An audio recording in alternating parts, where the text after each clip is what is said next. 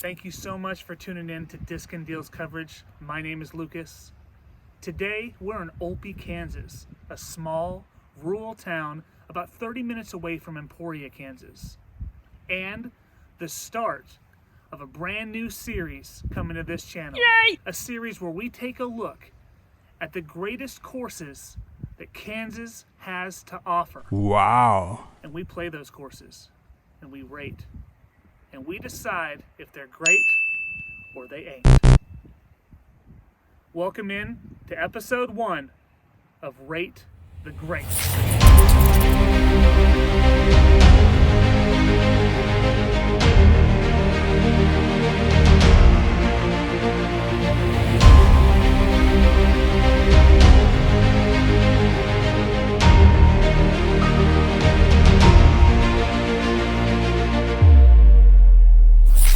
In this series, we are going to take a look at the 20 top rated courses in the state of Kansas. Each episode will go in and we'll take a look at those courses and rate them. An important disclaimer is I live in Wichita, Kansas, so I am surrounded by an abundance of fantastic courses. In this series, I will only be playing what I consider road courses. You're going to be seeing me play 20 different top courses that are not in the Wichita area. If you have not, I highly recommend you look at some of those courses in the Wichita area and play those. As I'm playing, I'm going to be looking at 5 determining factors to help me make my rating at the end.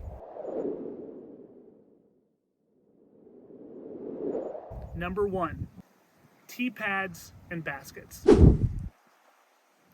Number 2, tee signs, course navigation, how easy it is to get around. Number 3, course upkeep or maintenance on the course. Number 4, the course design, and that encompasses a whole lot of things: shot variety, your risk reward factors, your elevation, your terrain, the beauty of the course. And then number 5 is the fun factor or replayability. Those are my personal 5 that I look for, but everyone's a little bit different. As we go along in this journey, I would love for you to leave a comment telling me what things do you look for when you're rating a course. I'm also very, very interested in hearing what you think of the course. So as I'm playing, feel free to jot your own notes down, and at the end, give me your rating. Now today, we're at Eagle Disc Golf Course. This is in Olpe, Kansas, as I mentioned earlier. This course was established in 2016. This course is long, 8,600 feet, with par 66.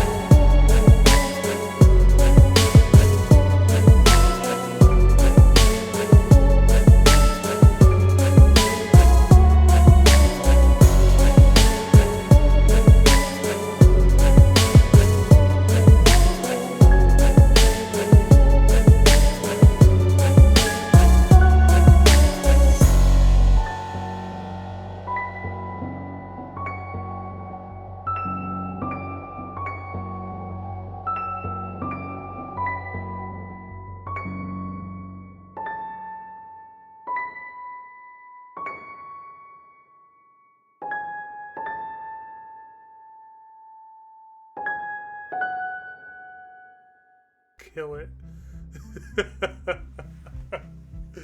My goodness. Alright, now I have to go back into a headwind. Look at the basket. My goodness gracious.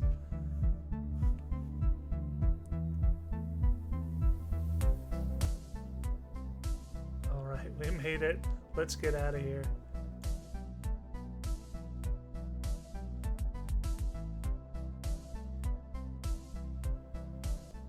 Alright, hole 4 is 480 feet.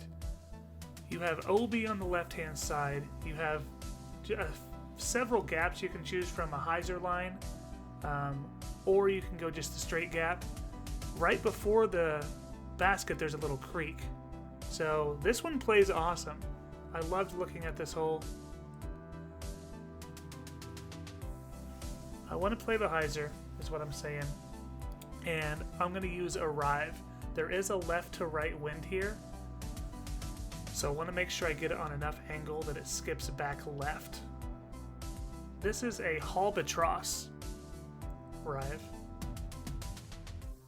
We hit the line. We just got to get the skip. Yes, we do get the skip. The left to right didn't ruin us. Okay, so we are right there. And you can see the creek. You have to clear those rocks. It's 162 feet away still. So we're going to take a Gator 3. Try to glide it up there. It's on a nice little platform.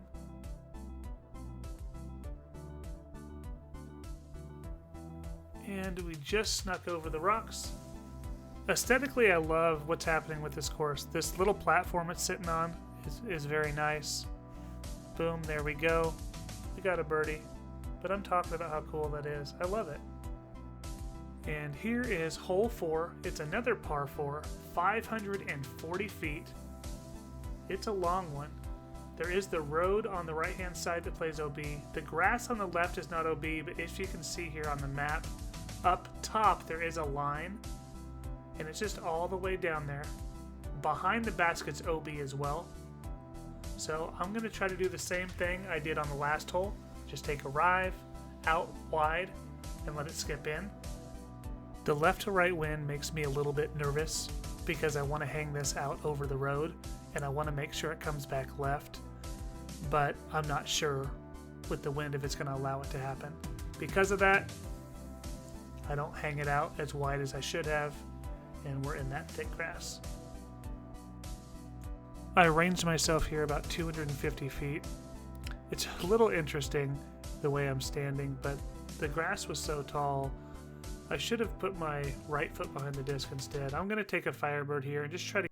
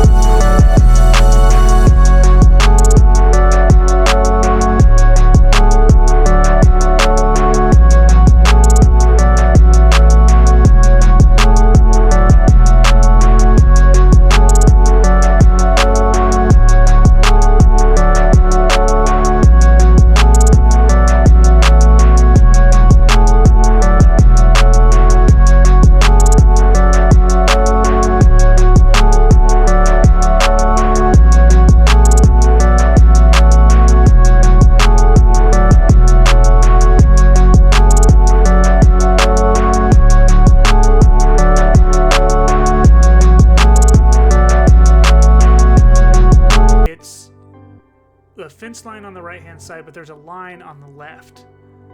So because of this wind, I'm going to take a Zeus and try to put a little Annie on it here and just kind of let it fade out into this landing zone.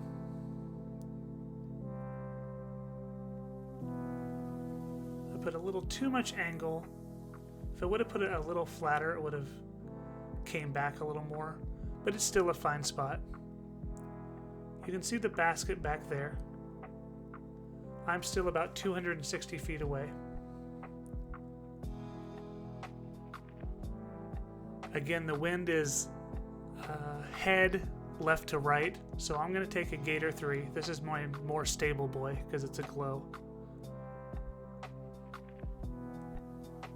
It doesn't quite hook up the way I want it to because of that wind. And then I'm going to be in a really weird and uncomfortable lie here. Pretty tricky behind that tree. Honestly, it takes me a while to get in there and get settled, so I cut some of that for you. I'm on a knee, and here's my birdie. But, oh, I guess not. So we'll take another par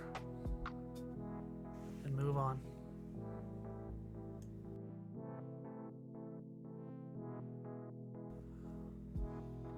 Hole number 7 is a par 3.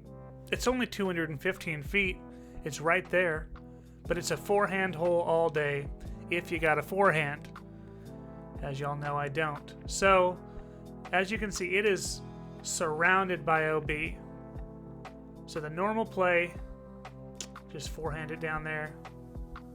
But you know me, I'm going to try a very steep hyzer low, try to get it penetrated enough to get a skip. Got the line, didn't get the skip. You can see it down there. I'm just going to jump putt this over. It's pretty cool, the backdrop there. It's an American flag. I just think it's neat. And ooh, that turned over. Making this more hard than it needs to be, but I love this shot right here. It's framed up beautifully. And I got it. Hooray! Staying one down. Moving on. I'm impressed with this course. Hole 8, another par 4, 750 feet with an absolute straight headwind. It's way back there, past this little area. You can see on the map there's a weird OB right in the middle.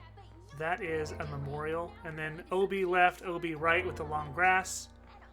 My play is to throw something straight here into this headwind and make it crash left before that OB in the middle. So I'm going to take my rive. And yes, it pushed left just fast enough. We're happy. I range this. It's still 440 feet away, so that means I only threw about 310 into the headwind. I'm just not good into a headwind, I can't lie. So I'm going to take the same rive. I'm going to try to crank it over a little bit, try to get a little bit more turn, and see if that helps.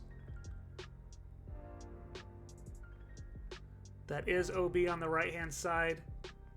Okay, we hook back up. We're safe. Now, any normal person is probably taking a forehand here and just pitching up, but I don't feel comfortable with mine, so I'm just taking a Gator with the backhand and letting it slide up. For me, that's just more comfortable. And boom, boom, boom. Now we come to our last hole on the front 9. Par 3, 400 feet. It's really just straight down there, but it is kind of surrounded by OB on the left and right. The long grass plays OB again. There's a line on the left. Really, if you can just get this straight with a little bit of fade, you should be able to get this. So I'm going to take my Zeus, which I can flex over, and it usually comes back. And it's got a good turn on it, but it doesn't come back for me. It's close. So it was down there. I'm basically pin high. I'm going to try to give this a bid.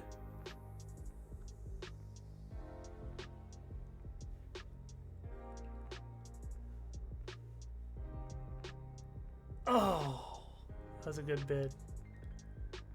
All right, and that's the front 9. And wow, I'm going to stay one down. Let's talk about this course. That concludes part 1, the front 9 of Eagle Disc Golf Course. You've been watching Rate the Greats on Disc and Deal coverage. Please make sure you tune in to part 2 so you can see the rest of this amazing course. In the meantime, please check out some of my other content. Subscribe. Comment. Share. Pick a video, any video. See you next time.